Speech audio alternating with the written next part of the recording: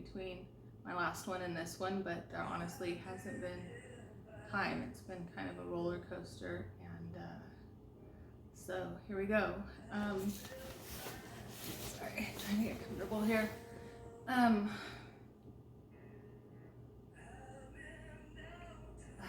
Okay, so Gamma was successful. We went to have my 3-month checkup after my Gamma was done. Went up to San Francisco and had a brain MRI done. And I insisted on that up there because they wanted to do it here at my local oncologist. Again, there's no melanoma specialist here in the Fresno Clovis area. They don't even have the correct MRI machine that's able to take the really thin slices that are needed to see the lesions. So I kept pushing to have it done up there.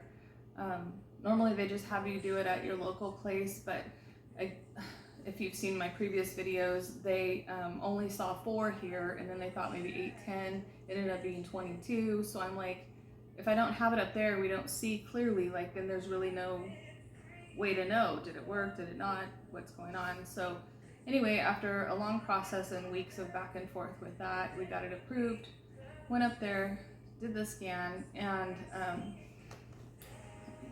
the doctor walked back in the room, Dr. Sneed, she's amazing. She walked back in and said, this doesn't look good at all. All 22 that they treated were either gone or dead and just sitting there. But I had, she said, innumerous, and that's what my report says, the word innumerous, new lesions in my brain. And they think that it's in my cerebral spinal fluid that comes, from your spine, goes into the middle of your brain and circulates back down a couple times a day. They stopped counting the new lesions at 60. And I even pressed and said, well, how many is innumerable? Like, I mean, how many more than 60 do you think? And they were like, guesstimating around 100-ish or so. And because of that, I don't qualify for more Gamma until they can get the cerebral spinal fluid handled, and something done about that, and then possibly start to get some of the brain mets or the lesions, under control. I won't be able to do Gamma again. If we can get something under control, we can do Gamma and start. It would be several sessions of Gamma, because it took almost 6 hours to do the original 22. So, and that's fine. I'd let them do Gamma, screw that thing on my head, in a heartbeat if I could. So, from there, I talked to my specialist, Dr. Dowd at UCSF, and he was very confident that UCSF would let him treat me there. And the only way to treat me is directly into my brain. So to do that, they would have to put in an Ommaya port, or what's it called, an Ommaya reservoir. And the Ommaya reservoir, it's on the top of your head, and they literally drill a hole through your skull. They have to find out if you're right or left-handed first. So you may see, if you Google up an Ommaya port, you'll see some on the left and some on the right. It depends on if you're right-handed or not. I'm right-handed, so mine's on my right, because the other side of your brain controls, anyways. So mine would be on my right, and he said I would need to get the Ommaya port placed right away. They drill a hole through your skull, and then they insert, it's called a catheter, but it looks like, like a coffee stir stick size-ish straw, basically, into the middle of your brain where the cerebral spinal fluid, where its little reservoir is. And then there's like a little mushroom thing that's back from it. Mine's like the hole in my head is here, and the little mushroom access thingy is here, and then the thing goes down into the middle of my brain. And from this little mushroom thing, they're able to infuse my nivolumab or my Opdivo, same thing, but only problem is it's not FDA approved and it's not the standard of care. So And at the time, Dr. Dowd had a huge opportunity because he had 5 patients like me. I was one of the 5 that needed this help to save their life, because once it goes to your cerebral spinal fluid, most people live 2 to 4 months, if even. And usually they're symptomatic. I'm not yet. And symptomatic means, from what I've been told, seizures, stroke-like, like you, all of a sudden you can't control your size of your face or your speech. You can lose control of your bowels and your, I think there's some other things on the list, but honestly I can't remember them right now. And I'm not symptomatic yet, so praise God for that. So we went through this whole thing with Dr. Dowd and the Ommaya, and should we schedule it there or here or what? And that was on a Friday, and then the next week I talked to them again and was told that UCSF denied me being treated there. And the only thing that was left from there was to possibly try to get into the clinical trial at MD Anderson in Houston, Texas. So Dr. Dowd said, do you have the means to get to Houston and like stay in Houston the first 2 months of the trial? And I told him, if you want me in Houston, I'll be there tomorrow. Do we have the means and the, is it an inconvenience? Is it doable to our life financially?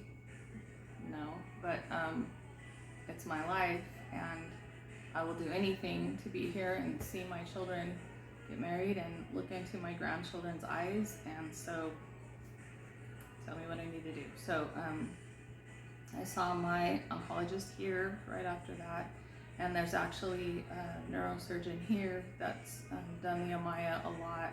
They use it on other types of cancer patients too, and they infuse chemo into it. If we can't get into the clinical trial, then I can go back to UCSF and say that I've exhausted basically all means of everything in my life to try to live, and he can go back and try to fight. He's just worried that we don't have time to keep fighting with him to help me. My oncologist here can also try the regular chemo into the port, but it usually doesn't work, or if it does, it's super short term. And then there's whole brain radiation, but we've been kind of leaving that as a last resort. A lot of times it treats the symptoms, so it can help me with that, but it doesn't really slow the cancer down much. Melanoma is way too sinister for that to slow it down for very long. But I'm up for all of it. I'll do anything to stay here one more day with my husband and my children. Of course, quality of life plays into all that, but I'm never giving up until the Lord takes me, and my last breath is His and only His to take. So that's where we're at with that. I got an appointment. I had to get the doctor at MD Anderson to even agree to see me, because I was also told that their clinical trial was full and that they only take 1 new patient or so a month. And of course you have to pass all the testing and all that before they'll even consider taking you.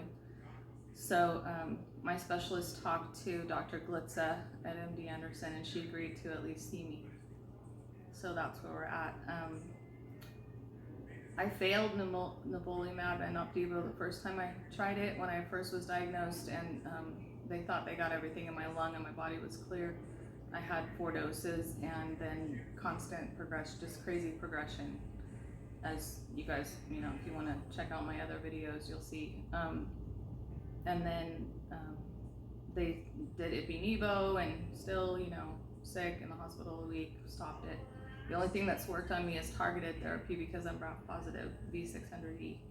And so even if I get this and they do put it into my brain, there's no guarantee that it will work.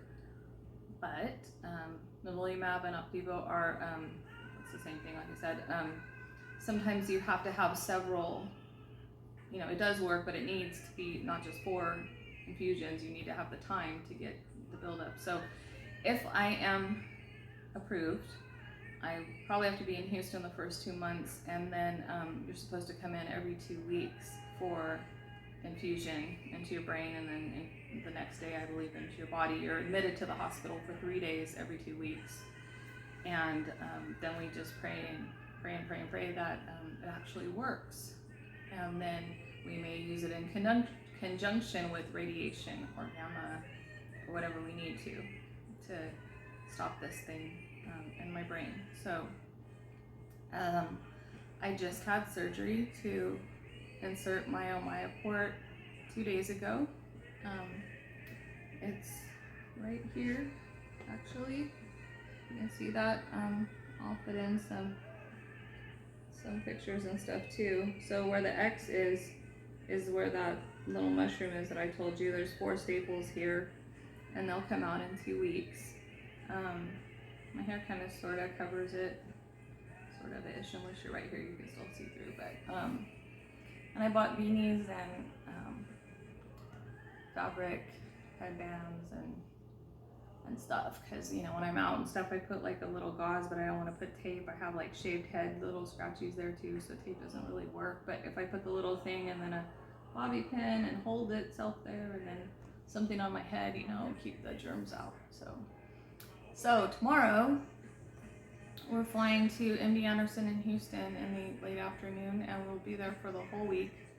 Meet with the doctor on Tuesday, and should have testing and all through Friday. Hopefully Friday we'll have an appointment with her and an answer to whether I'm accepted or not.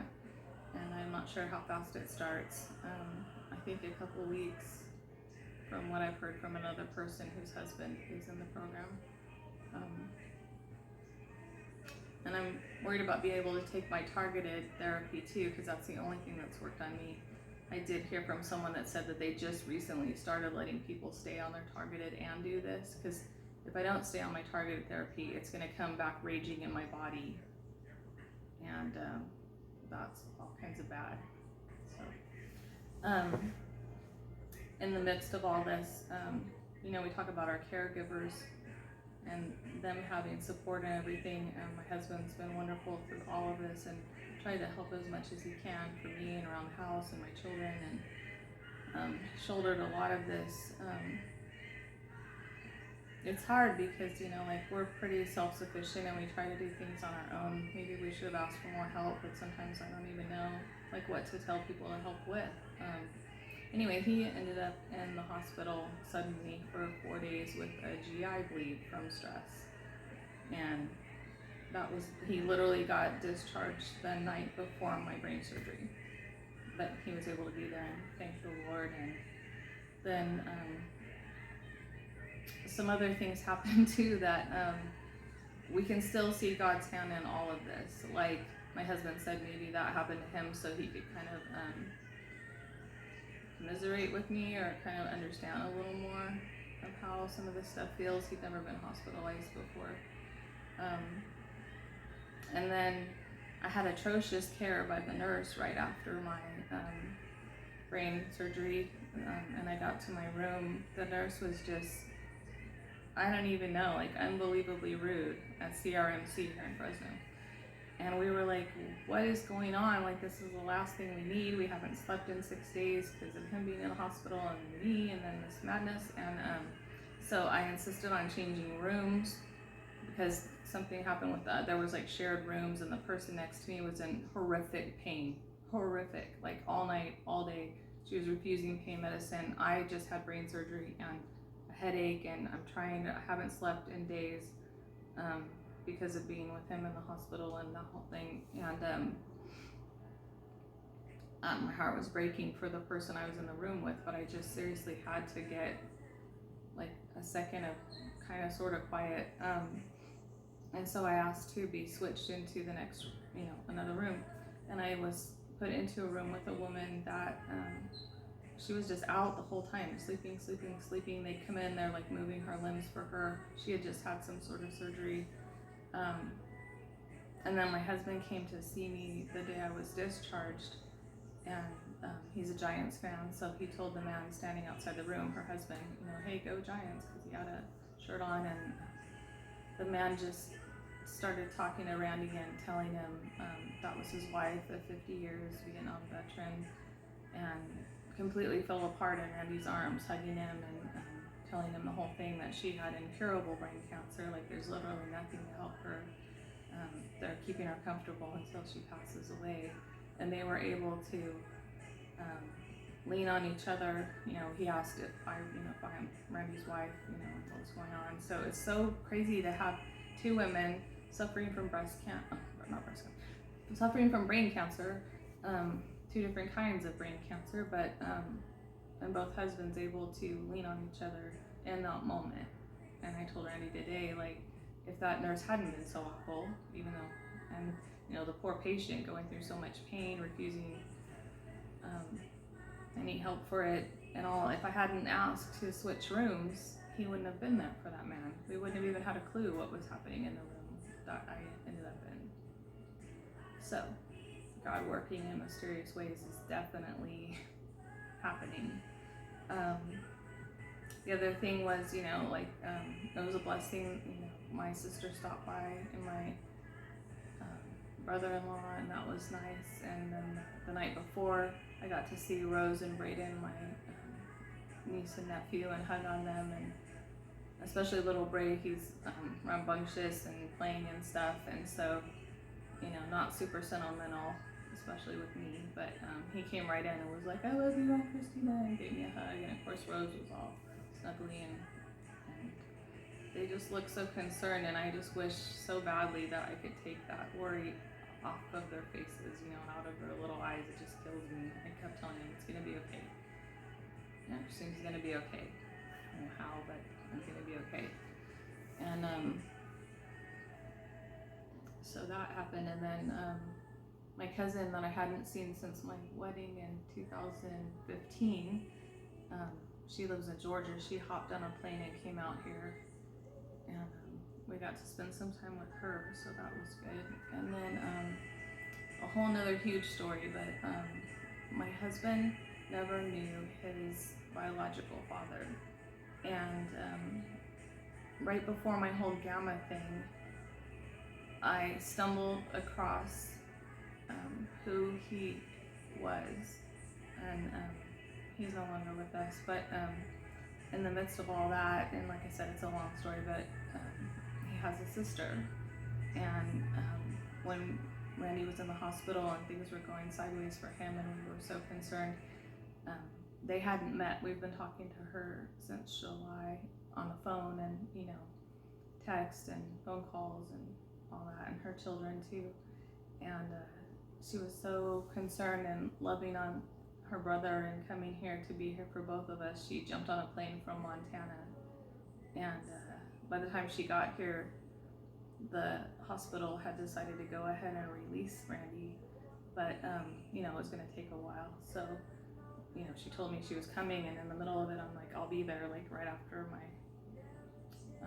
cousin went back to Georgia that morning, and then I went to my pre-op, and then I went to him for a little bit, and then I came home for a second, and then rushed over to the airport to be there for her flight, and I didn't tell him, and so I went back to get him when he was released, and she was with me. So the Lord just like mending lifelong, I don't even know what to call it, lifelong